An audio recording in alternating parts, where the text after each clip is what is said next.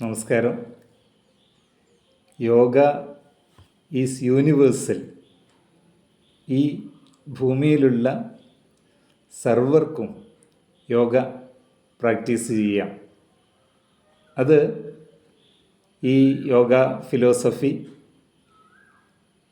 ആവിഷ്കരിച്ച പതഞ്ജലി യോഗസൂത്രത്തിൽ തന്നെ വ്യക്തമാക്കുന്നുണ്ട്.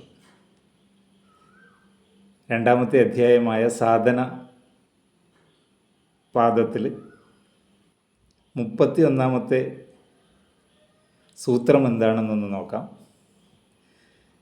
ജാതി ദേശ കാല സമയാനവച്ഛിന്ന സാർവഭൗമ മഹാവ്രതം. ഈ മഹാവ്രതം, ഈ ഗ്രേറ്റ് ഓസ്റ്റെറിറ്റി, ഈ ഗ്രേറ്റ് പ്രോമിസ്, ഈ അത്ഭുതകരമായ ഈ വാഗ്ദാനം ജാതി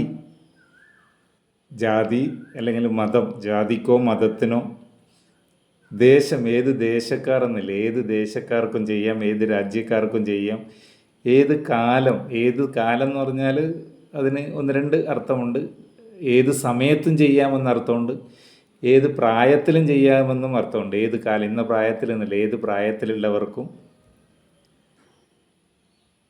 അവച്ഛിന്ന, ഇത് ഇന്ന ആൾ ചെയ്യാമെന്നൊന്നും കണ്ടീഷൻ ചെയ്തിട്ടില്ല. ഏത് പ്രൊഫഷൻ, ഏത് ജോലി ചെയ്യുന്നവർക്കും ചെയ്യാം. അതാണ് അനവിച്ഛിന്ന എന്ന് പറഞ്ഞാൽ not conditioned for anyone. ഇന്ന ആൾക്കാണെന്ന് ഇത് പരിമിതപ്പെടുത്തിയിട്ടില്ല.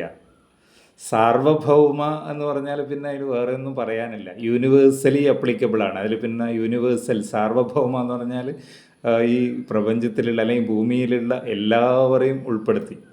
മഹാവ്രത എന്ന് പറഞ്ഞാൽ ഗ്രേറ്റ് പ്രോമിസ്. ഇതൊരു അത്ഭുതകരമായ ഒരു വാഗ്ദാനമാണ്. മനുഷ്യൻ്റെ ഒരു ഉന്നമനത്തിനുള്ള, അല്ലെങ്കിൽ നമ്മുടെ മനസ്സിനെ നിയന്ത്രിച്ച് നമ്മൾ ഒരു ഇക്വാനിമസ് ആവാനുള്ള ഒരു മഹാമന്ത്രമാണ് എന്ന് വേണമെങ്കിൽ പറയാം. നമ്മൾ ഇക്വാനിമിറ്റി അല്ലെങ്കിൽ സമനിലയിലെത്താനുള്ള സൂത്രമാണ് ഇതിൽ പറഞ്ഞിരിക്കുന്നത്. അതുകൊണ്ട് തന്നെയാണ് ഇതിനെ നമുക്ക് മഹാവ്രതം എന്ന് പറയുന്നത് കൊണ്ടാണ്. Great promise, great ഓസ്റ്ററിറ്റി.